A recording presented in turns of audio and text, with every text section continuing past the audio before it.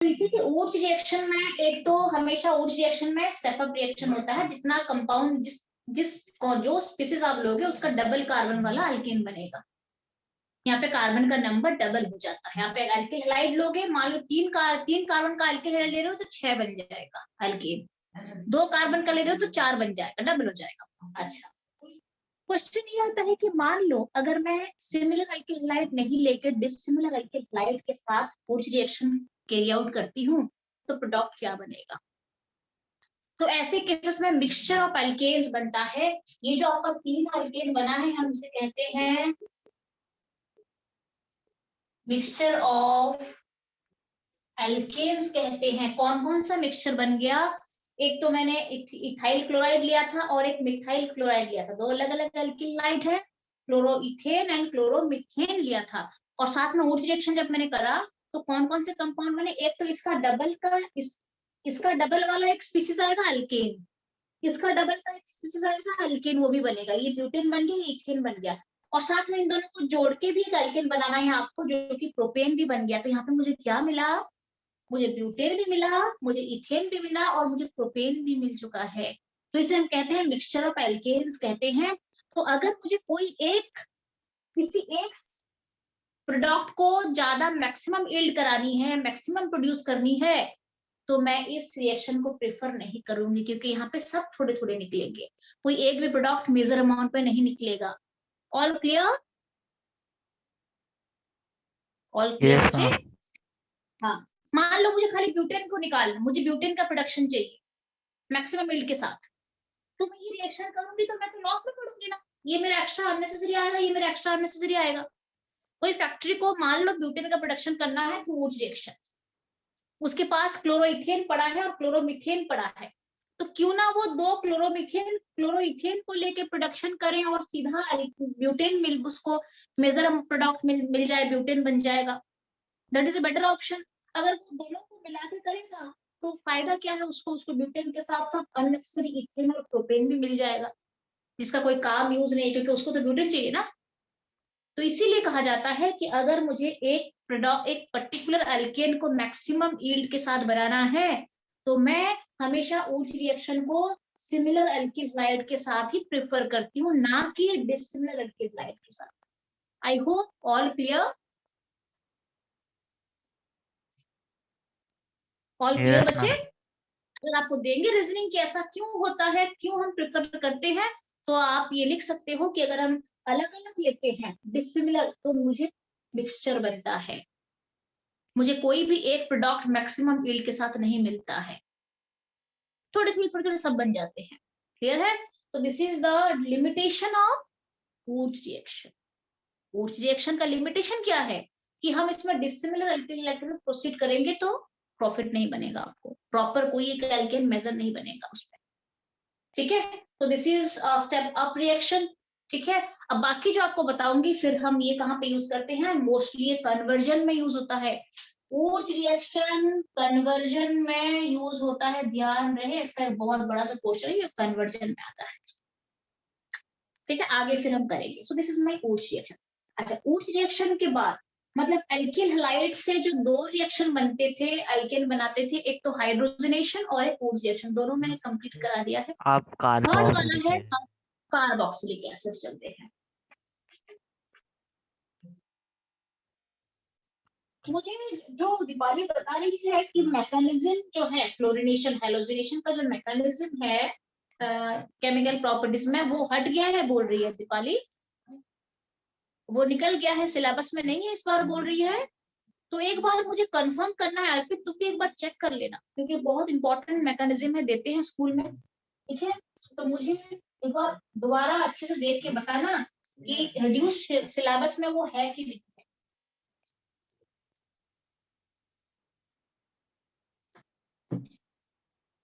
Clear ना। अच्छा, अब हम चलते हैं, दो हमने पढ़ लिया है प्रिपरेशन, एक तो एल्किल अल्काइल से बना लिया, दूसरा बना लिया एल्किल हैलाइड से बना लिया। थर्ड में चलते हैं, थर्ड प्रिपरेशन क्या है,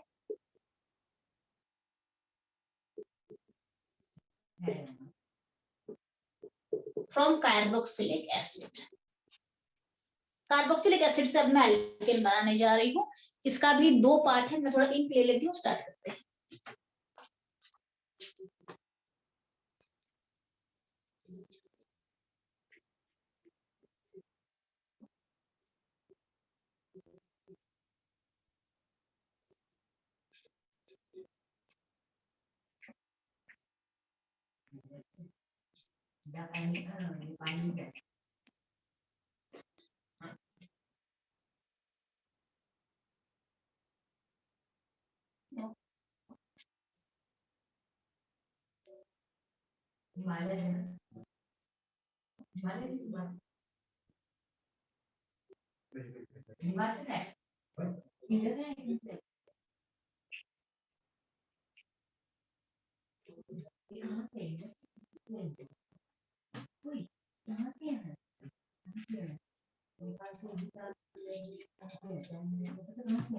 इंक भी खत्म हो रहे हैं, लाना पड़ेगा, ठीक है। अच्छा, तो अब हम कहाँ पे थे? कार्बोक्सिलिक एसिड का 2 पार्ट, एक है डी कार्बोक्सिलेशन, ठीक है, तो 1 बाय 1 करेंगे। एक है डी कार्बोक्सिलेशन और दूसरा है कॉल्ब इलेक्ट्रोलिसिस, और दोनों के दोनों ही इंपॉर्टेंट है 11th स्टूडेंट के लिए, दोनों के दोनों दे सकते हैं आपको। डी कार्बोक्सिलेशन में चलते हैं। वैसे मैं आपको बता देती हूँ, डी कार्बोक्सिलेशन का मतलब समझ जाना चाहिए आपको। अगर कार्बोक्सिलिक एसिड क्या होता है? CH3COOH होता है, C2H5COOH होता है। तो ये सारे कार्बोक्सिलिक एसिड है, जहाँ पे COOH ग्रुप रह जाता है उसे हम कहते हैं, हम इसे बेसिकली क्या कहते हैं, अगर मैं उस तरीके से अगर आपको बताऊं, तो कार्बोक्सिलिक एसिड मेरा क्या होता है? RCOOH। किसी भी एल्केन के साथ अगर मैं COOH ग्रुप डाल दूं तो it is a carboxylic acid. D carboxylation का मतलब होता है किसी भी कार्बोक्सिलिक एसिड के अंदर, किसी भी कार्बोक्सिलिक एसिड में से अगर मैं CO2 कार्बन डाइऑक्साइड, देखो CO2 है इसके अंदर, आप देख सकते हो, एक कार्बन 2 ऑक्सीजन है, तो अगर मैं CO2 गैस को बाहर निकाल दूं कार्बोक्सिलिक एसिड में से, उस प्रोसेस को हम कहते हैं D carboxylation, that is the removal of CO2 from carboxylic acid. Removal of CO2 from carboxylic acid। तो अगर आपको पूछा जाए कि डीकार्बोक्सिलेशन प्रोसेस होता क्या है, क्या बोलोगे आप? The removal of CO2 from carboxylic acid. Carboxylic acid से CO2 मुझे अगर निकाल देना है, प्रोसेस को कहते हैं डीकार्बोक्सिलेशन, और इस प्रोसेस के थ्रू मेरा एल्केन प्रोड्यूस हो जाता है। ठीक है, सबसे पहले क्या करा जाता है इसमें? एक क्या करा जाता है इसमें? सबसे पहले एक सोडियम कार्बोक्सिलिक एसिड को पहले सोडियम सॉल्ट में कन्वर्ट कर दिया जाता है। मैं आपको बताती हूँ पूरा प्रोसेस क्या होता है, देखिए, उसके बाद फिर हम एग्जांपल में चलेंगे। तो मैं सीधा आपको उसमें लेके चलती हूँ, किसमें लेके चलते हैं? एग्जाम्पल के साथ ही करते हैं, बेटर है। जनरल क्वेश्चन पढ़ोगे फिर उसको डिफाइन करोगे, आने से टाइम भी जाएगा उसमें। हम चलते हैं सीधा एग्जाम्पल ले लेते हैं, CH3COOH। ये पहले मैंने कार्बोक्सिलिक एसिड ले लिया है। अब पूरे प्रोसेस को आप ध्यान से देखना क्या हो रहा है। सबसे पहले कार्बोक्सिलिक एसिड को रिएक्शन दिखाया जाता है NaOH के साथ, सोडियम हाइड्रोक्साइड के साथ रिएक्शन दिखाया जाता है।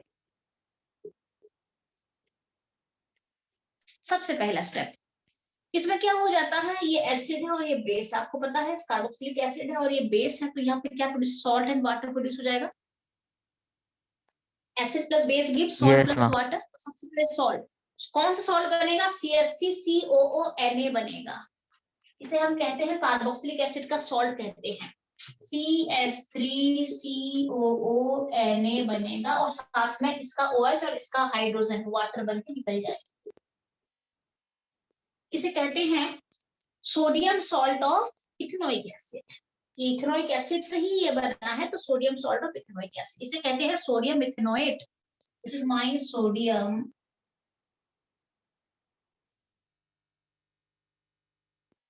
इथेनोएट कहते हैं। ये है इथेनोइक एसिड का सोडियम सॉल्ट बन गया। इसको फिर दोबारा ले लिया जाता है, क्या करा जाता है? सोडियम इथेनोएट को रिएक्शन दिखाया जाता है और एक NaOH के साथ। इसके प्रेजेंस में सोडा CaO के कैल्शियम ऑक्साइड के प्रेजेंस में रिएक्शन दिखाता है सोडियम सॉल्ट जो है वो NaOH के साथ दोबारा। अच्छा, अब ये NaOH और CaO इन दोनों के कॉम्बिनेशन को हम कहते हैं सोडा लाइम कहते हैं। किसको? NaOH प्लस CaO को हम कहते हैं सोडा लाइम कहते हैं। This is my soda lime, ठीक है। ओके, तो आपको पूछ सकते हैं कि सोडियम सॉल्ट को रिएक्शन दिखाया जाता है सोडा लाइम। सोडा लाइम का मतलब क्या होता है? सोडा लाइम का मतलब होता है सोडियम हाइड्रोक्साइड प्लस ये जो टोटल है ना, ये इसे हम कहते हैं सोडा लाइम कहते हैं। क्लियर है? तो सोडियम सॉल्ट और कार्बोक्सिलिक एसिड ये रिएक्शन दिखाता है सोडा लाइम के साथ, दोनों के साथ कंबाइंडली। और क्या रिएक्शन देता है? यहाँ पे क्या होता है देखो, CH3COO है ना, तो ये जो CH3 है ना, COO तो ये बनेगा, बाहर निकल जाएगा NO2CO3 बन के, ये तो हटा दो। बाकी CH3 के साथ जोड़ देना H को यहाँ से ले आना और यहाँ पे जोड़ देना, क्या बन जाएगा बेटा? यहाँ से आपको H को निकालना है और इसमें डालना है, इसके साथ क्या बनेगा? इथेन, मीथेन बनेगा, मीथेन CH4 बनेगा। और साथ में क्या आ जाएगा? Na2CO3, Na2CO3 चेक कर लो।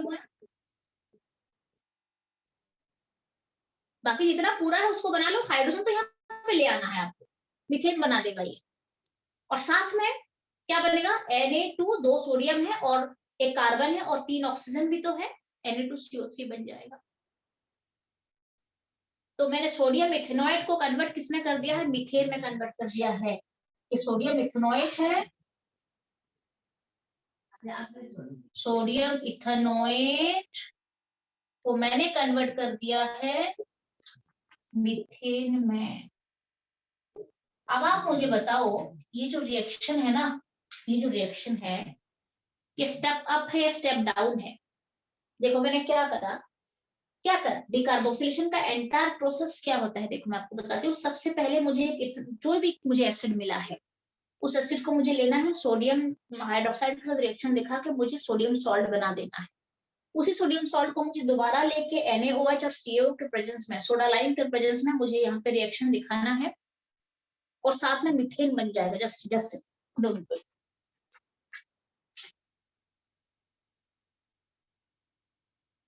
ठीक है, यहाँ पे आप हीट अप्लाई कर देना, थोड़ा स्ट्रॉन्ग हीट यहाँ पे अप्लाई होता है, जब तब जाके मेरा डिकार्बोक्सिलेशन का मतलब क्या होता है? मैंने CO2 को रिमूव करना है, बस मैंने CO2 को रिमूव करके देखो यहाँ पे CO2 चला गया बाहर। प्रॉपर CO2 के फॉर्म में नहीं जाता है, बट सोडियम के साथ कंबाइन होकर वो चला जाता है, निकल जाता है। क्लियर है? तो मैंने उसके बाद क्या करा, फिर सोडा लाइम के साथ एक कंपाउंड बना लिया। आपने जो इनिशियली कंपाउंड लिया था, जो कार्बोक्सिलिक एसिड आपने लिया था, कितने कार्बन वाला लिया था? चेक कर लो एक बार।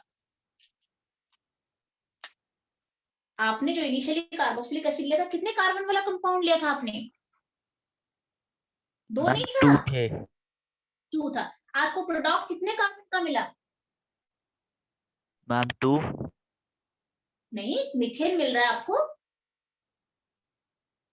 इथेनोइक एसिड को मीथेन में कन्वर्ट करा मैंने इथेनोइक एसिड को टोटल मीथेन में कन्वर्ट करा है। तो कितने कार्बन वाला कंपाउंड मिला आपको? अल्केन जो मिला 1 कार्बन।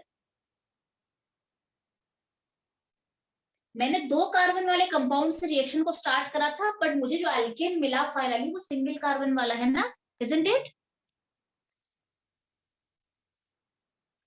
Yes ma'am. तो this is a step down reaction. मैं जितने कार्बन का इथेनो एसिड लूंगी उसका एक कम वाला अल्केन मिलेगा मुझे। अगर मैं इथेनोइक एसिड लूंगी तो मुझे मीथेन मिलेगा। This is a step down reaction.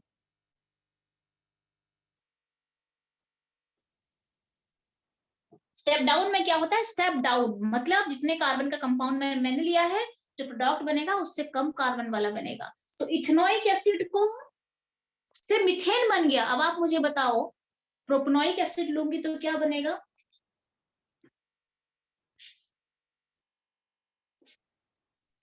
Ethane propanoic acid क्या बनेगा बेटा? इथेन इथेन बनेगा। अगर मैं ब्यूटेनोइक एसिड लूंगी तो क्या बनेगा? प्रोपेन प्रोपेन बनेगा। तो आप जो भी एसिड लेते हो उसका एक कार्बन को घटा के एल्केन बना दे। अगर आपको पूछा जाएगा कन्वर्ट,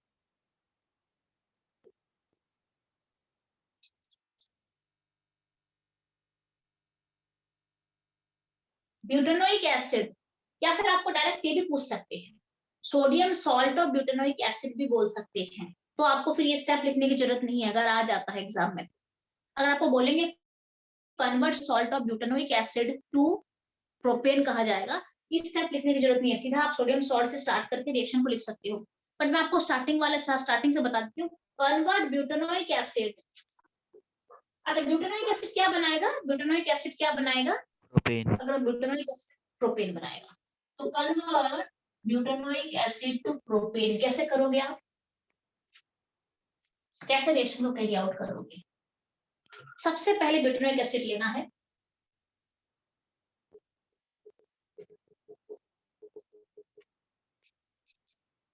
सबसे पहले चेक करो ये ब्यूटेनोइक एसिड है कि नहीं, चेक करो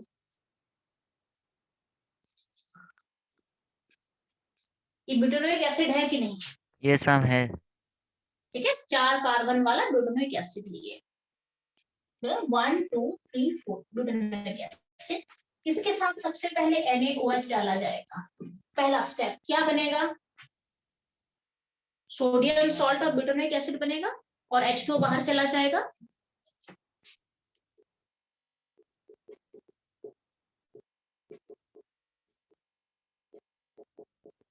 चेक कर लो ये बन रहा है कि नहीं, चेक कर लो एक बार। ठीक है, ये क्लियर तो लग रहा है ना आपको, ये इसमें भी COO है। हीट देंगे ना? हाँ हाँ,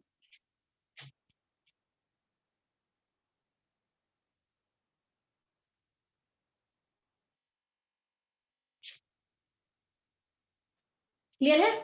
ठीक है, तो यहाँ पे आप रिएक्शन दिखा रहे हो, यहाँ पे सिंपल एसिड और बेस रिएक्शन दिखाएंगे तो ऑटोमेटिकली यहाँ पे आपको वाटर और आपको सॉल्ट मिलेगा पूरा प्रॉपर।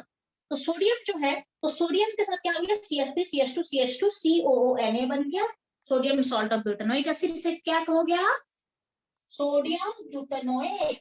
ये था सोडियम इथेनोएट था, दो कार्बन को इथेनोएट बोलते हो, उसको क्या बोलते हैं? सोडियम ब्यूटानोएट। ठीक है, सबसे पहला स्टेप आपने ले लिया। सेकंड स्टेप में क्या करते हो आप? उसी सॉल्ट को लेते हो जो आपने बनाया है और उसी के साथ फिर NaOH और CO डाल देते हो। उसी सॉल्ट को ले लेते हैं जो हमने लिया है,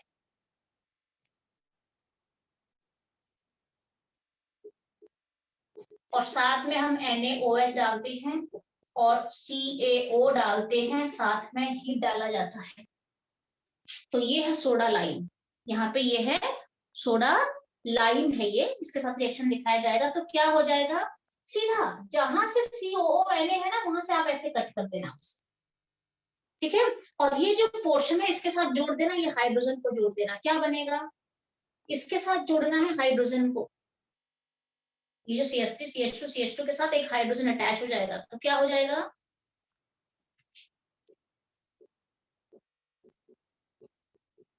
प्रोपेन बनेगा ना, प्रोपेन बनेगा। CH2 के साथ अब हाइड्रोजन को जोड़ दो यहाँ पे, ये प्रोपेन बन जाएगा और साथ में Na2CO3 भी बाहर आ जाएगा, सोडियम कार्बोनेट। दैट मींस मैंने कन्वर्ट करा है ब्यूटेनोइक एसिड को, फाइनली कन्वर्ट करा है प्रोपेन में। तो this is a step down reaction. यहाँ पे जितने कार्बन वाला स्पीसीज आप लोगे उससे एक कम कार्बन वाला एल्केन आपको मिलेगा। All clear with this concept? Last वाला समझ नहीं आया मैम। कौन सा वाला? ये वाला? Yes ma'am. हाँ हाँ, आपने सोडियम सॉल्ट ले लिया है, उसको NaOH और CO के सोडा लाइम का रिएक्शन दिखाओगे तो क्या करना है आपको? ये तो Na2CO3 बन के निकल जाएगा पूरा। बाकी यहाँ से इसके बाद ये जो है इसको आपको एल्केन बना देना है, इसके साथ हाइड्रोजन को जोड़ देना है, ये वाला हाइड्रोजन को लेके इसमें जोड़ देना है। क्या बनेगा? प्रोपेन बनेगा। यहाँ पे मैंने आपको बताने के लिए क्रॉस करा है कि हमें कैसे छांटना है। ये तो COON, ये तो NO2CO3 तो निकल जाएगा, ये तो इससे भूल जाओ। इसके पहले जितने कार्बन है उसका एल्केन बनाना है। कितना कार्बन है? 3 तीन कार्बन है। है, उससे पहले 3 का प्रोपेन बनेगा। हाँ समझ अगर गया। यहाँ पे 4 कार्बन होते ब्यूटेन बनता। जितने कार्बन, इसको तो आपको लेना नहीं है ना, ये तो निकल जाएगा NO2CO3 बन के ना, इसको आपको लेना नहीं है। उससे पहले जितने कार्बन है उसका अल्केन बना देना है, ये हाइड्रोजन जाके जुड़ जाएगा इनके साथ, बाकियों के साथ। मैंने इसको लिया है यहाँ पे इतना, ये तो यहाँ पे भूल जाओ, ये तो कट वहां पे निकल जाएगा NO2CO3 बन के। क्लियर है कि नहीं बोलो?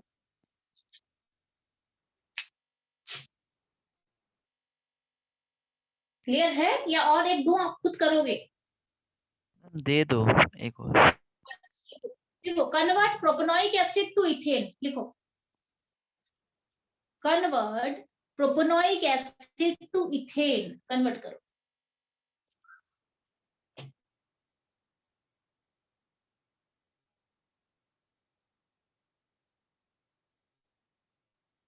Convert propanoic acid to ethane. और मुझे बताओ आपका इथेन बना कि नहीं बना?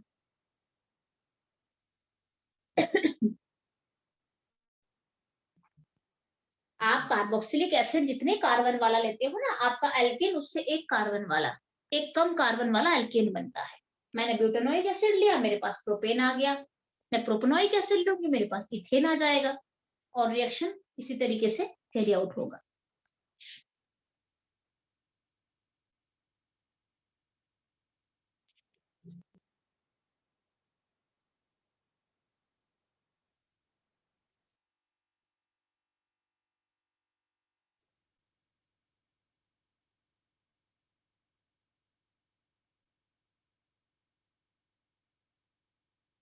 बन गया? Yes ma'am. बन गया। तो प्रोपेनोइक एसिड से इथेन बना। Ma'am CH3 COONA plus COONA। हाँ, CH3CH2COONA, CH3CH2COONA। आपने प्रोपेनोइक एसिड लिया, पहले प्रोपेनोइक एसिड का सॉल्ट बना दो, सोडियम सॉल्ट बना दो, और उसके बाद फिर उसको सोडा लाइम के साथ रिएक्शन दिखाओगे तो सिंपल बनेगा, इथेन बनेगा, और Na2CO3 बाहर आ जाएगा। देख लो किसका आया कि नहीं आया, देख लो एक बार। सही है मैम मेरा? हाँ हाँ, तुमने कैसे करा, वही करा ना, पहले सोडियम सॉल्ट बनाया होगा, यस मैम। और उसके बाद फिर NaOH को साथ और COO का रिएक्शन दिखा के, जितना है COO है तो बाहर आ जाएगा Na2CO3 बन के। बाकी जो है हो गया, बाकी जो है उसका आप इथेन बना देना। तो यहाँ पे बाकी तो इथेन ही बचेगा ना, प्रोपेनोइक एसिड में अगर मैं इसको हटा दूंगी तो बाकी इथेन ही बचेगा, तो इथेन का आप जो दो कार्बन वाला है उसको फिर इथेन बना देना। क्लियर है कि नहीं है, बोलो।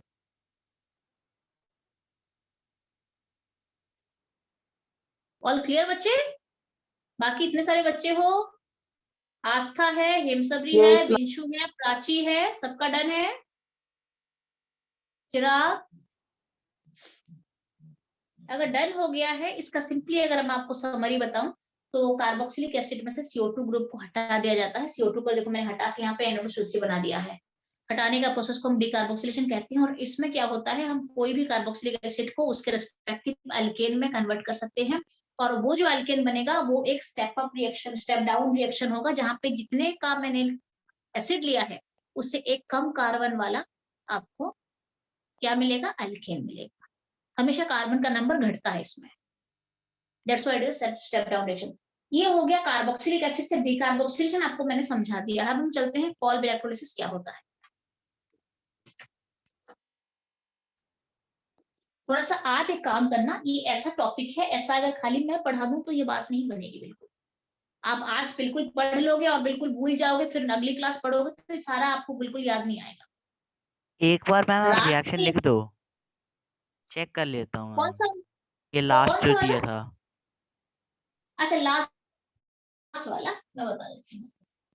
और रात में सोने से पहले कि सारी ऑल आपको जो पढ़ाया है ना, तो एक बार रिवाइज कर लेना।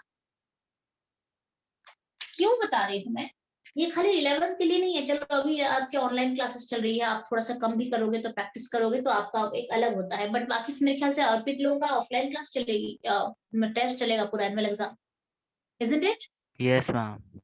हाँ, बहुत केयरफुली सब कुछ अच्छी तरीके से करना है, प्रॉपर पूरा। मैंने आपको क्या कहा था अभी, convert propanoic acid to ethane. Ethane. कैसे करेंगे, पहले प्रोपेनोइक एसिड ले लो,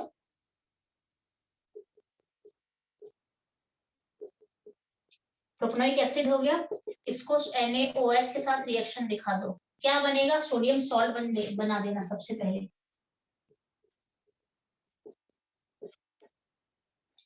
सोडियम सॉल्ट बन जाएगा और साथ में वाटर बाहर आ जाएगा, छोड़ दो। उसी सोडियम सॉल्ट को मुझे लेना है,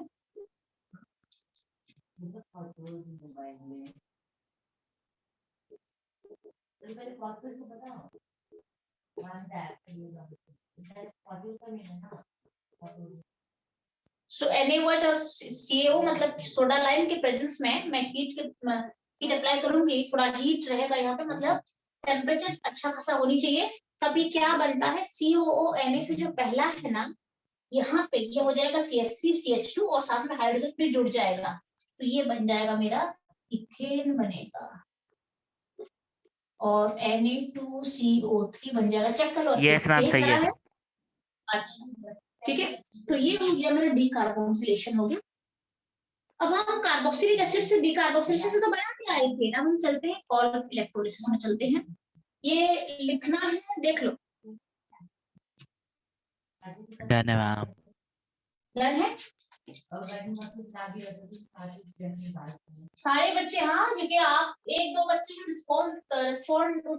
रिस्पॉन्स रहता है और बाकी बच्चे हैं ज्यादा रिस्पॉन्स नहीं दिखाते हैं, तो आप मैसेज करके भी डाल सकते हो मुझे। क्लियर है ना? ओके। हेम सबरी, आस्था, प्राची तो फिर भी अलर्ट रहती है, थोड़ा सा वो अटेंटिव रहती है क्लास में, और मुझे बाकियों का तो पता नहीं चलता है। मुझे ऐसा लगता है कि कई बार कहीं पे नेटवर्क इशू तो नहीं दिखा रहा है। चिराग पता नहीं आज प्रेजेंट है कि नहीं है, और देखना पड़ेगा मुझे यहाँ पे ना। ठीक है पूरा क्लियर है ना? ओके अच्छा, अब हम चलते हैं कार्बोक्सिलिक एसिड का सेकंड वाला। अच्छा मैम, कल क्लास कितने बजे होगी? कल ठीक है। अब उसके बाद फिजिकल प्रॉपर्टी है वो बताऊंगी आपको कैसे बनता है, क्या है बॉइलिंग पॉइंट, मेल्टिंग पॉइंट, ये थोड़ा सा बता देती हूँ मैं। कितना टाइम है देखना अर्पित? 9 मिनट। ओ नहीं, आ जाना। मेरा प्लान था एटलीस्ट, हमने 7 बजे से 10 का प्लान करा था, मेरे तो 7:30 स्टार्ट करा है आपका ना, ठीक है। अच्छा, तो सेकंड वाला चलते हैं, कॉल्ब इलेक्ट्रोलिसिस। और इसमें से सिंपल शॉर्ट नोट आता है, तो आपको सीधा मैं बता देती हूँ क्या क्या होता है। कॉल्ब इलेक्ट्रोलिसिस में क्या करा जाता है, मैं किसी भी एक कार्बोक्सिलिक एसिड का सोडियम सॉल्ट लेती हूँ। सोडियम सॉल्ट मान लो कि किसी का भी सोडियम सॉल्ट लेती हूँ, कोई भी एसिड, इथेनोइक एसिड का सोडियम सॉल्ट ले लो, प्रोपेनोइक एसिड का ले लो, मिथेनोइक एसिड का ले लो, किसी का भी आप इसमें सॉल्ट ले सकते हो। तो मैं एक सॉल्ट ले लेती हूँ और उसका 2 मोल मुझे लेना है और 2 मोल का इलेक्ट्रोलिसिस करना है। तो इलेक्ट्रोलिसिस का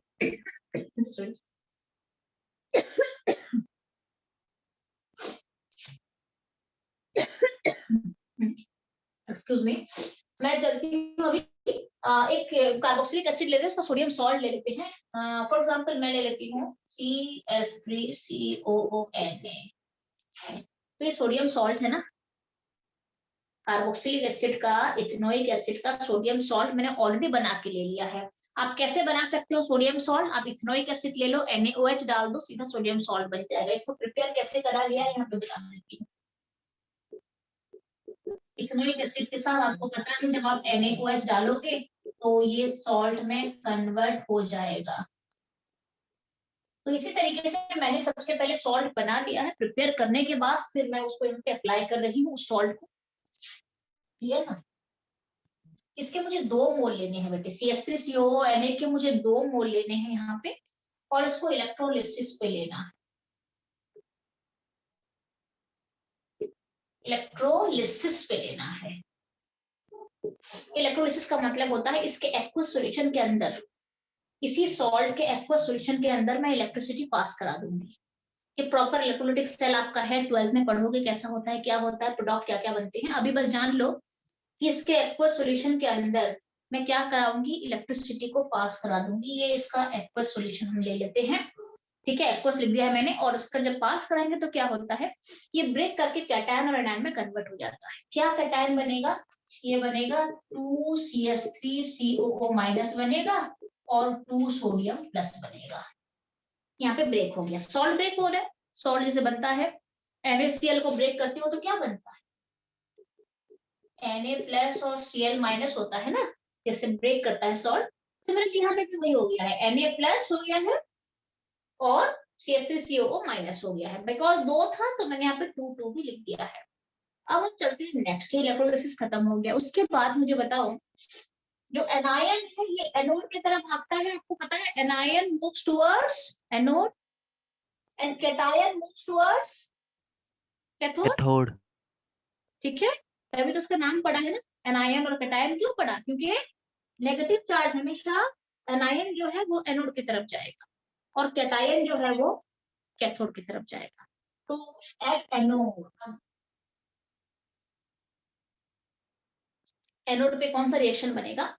ये एनायन है नेगेटिव, ये जाएगा एनोड पे जाएगा, क्या बनाएगा ये देख लेते हैं। 2CH3COO माइनस जो है वो एनोड पे जाके क्या देगा? ये दे देगा मुझे 2CH3। यहाँ पे मैं आपको बताती हूँ क्या ये जो उसका प्रोडक्ट बनाएगा, ये यहाँ पे देने वाला है आपको 2CH3COO free radical plus 2 electron. ये यहाँ पे दे देगा 2CH3COO माइनस जो है ये 2CH3COO फ्री रेडिकल देगा और 2 इलेक्ट्रॉन बाहर आ जाएगा। अच्छा, अब ये जो है 2CH3COO जो है ये क्या देगा? ये फिर दे देगा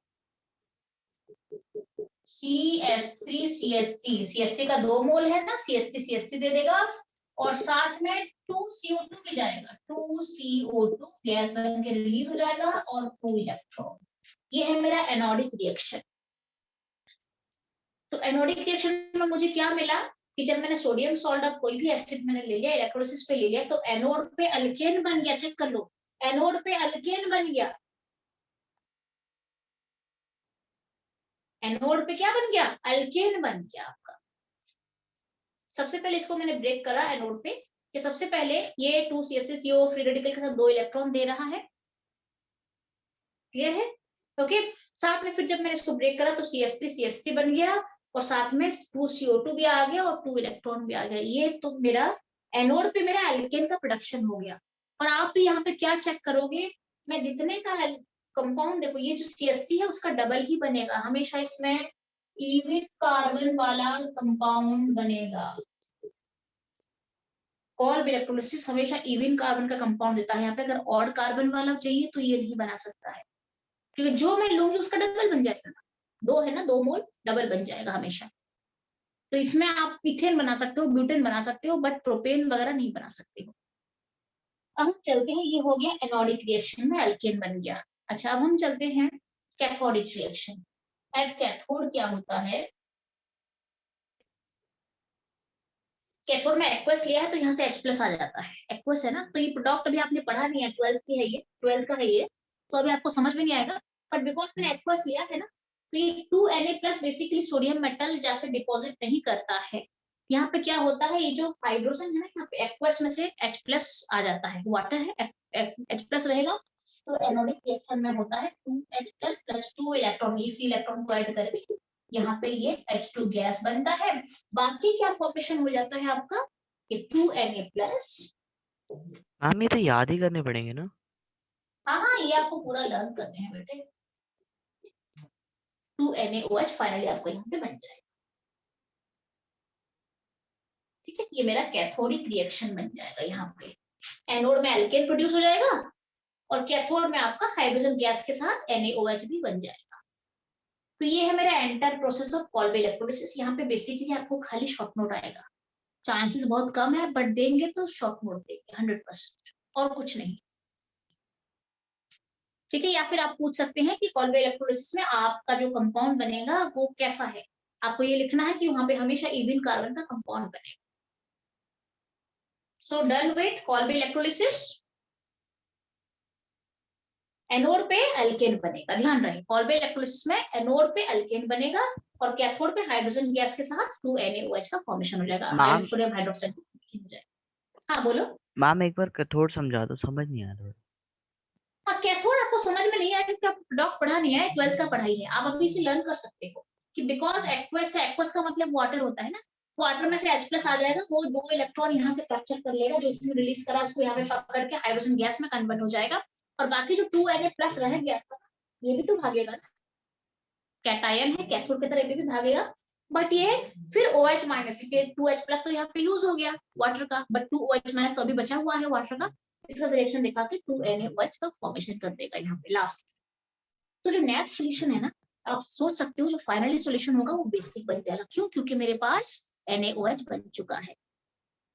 तो ये एंट्रेंस का है, छोड़ दो उसको, अभी मत आप ये करो। सिंपल है, कॉल्ब इलेक्ट्रोलिसिस में जब हम रिएक्शन दिखाते हैं तो एनोड पे बनता है मेरा एल्केन बन जाता है।